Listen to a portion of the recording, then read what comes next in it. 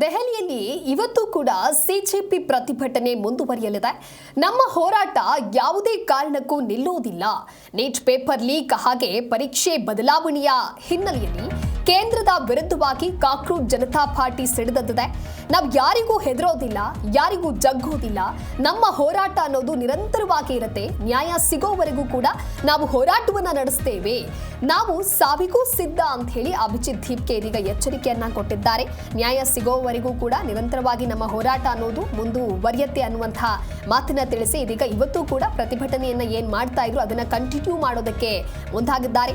ಸಂಸತ್ ಭವನದತ್ತ ಮೆರವಣಿಗೆಯನ್ನ ನಡೆಸಿದಂತ cockroach Janata party ಕಾರ್ಯಕರ್ತರ ಪ್ರತಿಭಟನೆ ಸೋಮವಾರದಿಂದಲೂ ಕೂಡ ತೀವ್ರಗೊಂಡಿದೆ. ಒಂದಿಷ್ಟು ಹಿಂಸಾತ್ಮಕ ಸ್ವರೂಪವನ್ನ ಕೂಡ ಪಡೆದುಕೊಂಡಿತ್ತು. ಪ್ರತಿಭಟನಾಕಾರರು ಮತ್ತು ಪೊಲೀಸರ ನಡುವೆ ತೀವ್ರವಾದಂತಹ ತಳ್ಳಾಟ, ನೂಕಾಟ ನಡೆದಿದ್ದು ಕೆಲವರು ಕಲ್ಲು ತೂರಾಟವನ್ನ ನಡೆಸಿದ ಹಿನ್ನೆಲೆಯಲ್ಲಿ ನೆನೆಯೂ ಕೂಡ ಪರಿಸ್ಥಿತಿ ಅನ್ನೋದು ಮತ್ತಷ್ಟು ಉದ್ವಿಗ್ನಗೊಂಡಿತ್ತು.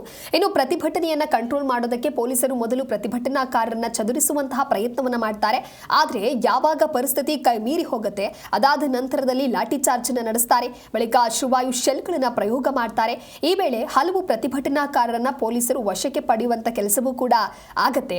ಒಟ್ಟಾರೆಯಾಗಿ ಈ ಒಂದು ಪ್ರತಿಭಟನೆ ನೀಟ್ ಸೇರಿದಂತೆ ರಾಷ್ಟ್ರೀಯ ಮಟ್ಟದ ಸ್ಪರ್ಧಾತ್ಮಕ ಪರೀಕ್ಷೆಗಳಲ್ಲಿ ನಡೆದಿರುವಂತಹ ಅಕ್ರಮಗಳು ಏನಿದೆ ಅದರ ವಿರುದ್ಧವಾಗಿ ಕ್ರಮ ತೆಗೆದುಕೊಳ್ಳಲೇಬೇಕು. ಹಾಗೆ ಕೇಂದ್ರ ಶಿಕ್ಷಣ ಸಚಿವ ಧರ್ಮೇಂದ್ರ ಪ್ರಧಾನ್ ರಾಜೀನಾಮೆಯನ್ನ ನೀಡಬೇಕು ಅನ್ನುವಂತಹ ಕೆಲವು ಬೇಡಿಕೆಗಳನ್ನ ಮುಂದಿಟ್ಟುಕೊಂಡು ಮಾಡ್ತಾ ಇರುವಂತಹ ಪ್ರತಿಭಟನೆ ಇದು.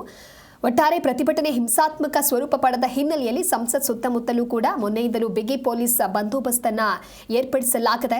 ದೆಹಲಿಯ ಜಂತರ್ ಮಂತರ್ನಲ್ಲಿ ಸಿಜೆಪಿ ಆಯೋಜಿಸಿದ್ದ ಚಲೋ ಸಂಸತ್ ಪ್ರತಿಭಟನಾ ಮೆರವಣಿಗೆಯ ವೇಳೆ ಈ ರೀತಿಯಾಗಿ ಬಹಳಷ್ಟು ಗದ್ದಲ ಉಂಟಾಗಿದೆ. ಸಂಸತ್ ಚಲೋ ಪ್ರತಿಭಟನೆಯಲ್ಲಿ ಮತ್ತಷ್ಟು ಹಿಂಸಾಚಾರ ಇದೀಗ ಭುಗಿಲೆದ್ದಿದೆ. 6 FIR ದಾಖಲಾಗಿದೆ. ಸಂಚಿನ ಕುರಿತಂತೆ ಪೊಲೀಸರು ತನಿಖೆ ಮಾಡುವಂತಹ ಕೆಲಸಕ್ಕೆ ಇದೀಗ ಇಳಿದಿದ್ದಾರೆ. ಘಟನೆಯ ಹಿಂದೆ ಏನಾದರೂ ದೊಡ್ಡ ಮಟ್ಟದ ಸಂಚು ನಡೆದಿದೆ ಅನ್ನುವಂತಹ ಅನುಮಾನವನ್ನ ಮುಂದಿಟ್ಟುಕೊಂಡು ಇದೀಗ ತನಿಖೆ ಆಗ್ತಾ ಇದೆ. 20ಕ್ಕೂ ಹೆಚ್ಚು ವಾಹನಗಳನ್ನ ಧ್ವಂಸ ಮಾಡಲಾಗಿದೆ. ಪೊಲೀಸರಿಗೆ ಗಾಯಗಳಾಗ್ತಾ ಇದೆ. ಅಧಿಕಾರಿಗಳ ಕರ್ತವ್ಯಕ್ಕೆ ಅಡ್ಡಿಪಡಿಸ್ತಾ ಇದ್ದಾರೆ. ಸಾರ್ವಜನಿಕ ಆಸ್ತಿಗೆ ಹಾನಿ ಉಂಟಾಗಿದೆ. ಪೊಲೀಸ್ ಸಿಬ್ಬಂದಿಯ ಮೇಲೆ ಹಲ್ಲೆ ಮಾಡ್ತಾ ಇದ್ದಾರೆ. ಕಲ್ಲು ತೂರಾಟವನ್ನ ನಡೆಸ್ತಾ ಇದ್ದಾರೆ. ಹಾಗಾಗಿ ಈ ಎಲ್ಲದರ ವಿರುದ್ಧವಾಗಿ ಇದೀಗ ಪೊಲೀಸರು ತನಿಖೆಗೆ ಇಳಿದಿದ್ದಾರೆ. ವಿಚಾರಣೆಯನ್ನ ಮಾಡುವಂತಹ ಸಂದರ್ಭದಲ್ಲಿ ಹಾಗಾದ್ರೆ ಏನು ಇದರ ಒಳ ಸಂಚು ಎತ್ತ ಎಲ್ಲವನ್ನ ಕೂಡ ಹೊರಬೀಳಬೇಕಾಗತ್ತೆ. ಒಟ್ಟಾರೆ ಈಗ ಪ್ರತಿಭಟನೆ ಮತ್ತಷ್ಟು ಹಿಂಸಾತ್ಮಕ ಸ್ವರೂಪವನ್ನ ಪಡೆದುಕೊಳ್ತಾ ಇದೆ. ದೆಹಲಿಯ ಜಂತರ್ ಮಂತರ್ನಲ್ಲಿ ಸಿಜೆಪಿ ಆಯೋಜಿಸಿದಂತಹ ಚಲೋ ಸಂಸತ್ ಪ್ರತಿಭಟನಾ ಮೆರವಣಿಗೆ ಮೊದಲನೆಯ ದಿನದಲ್ಲಿನೇ ದೊಡ್ಡ ಮಟ್ಟದ ಡ್ರಾಮಾ ಕ್ರಿಯೇಟ್ ಮಾಡಿತ್ತು.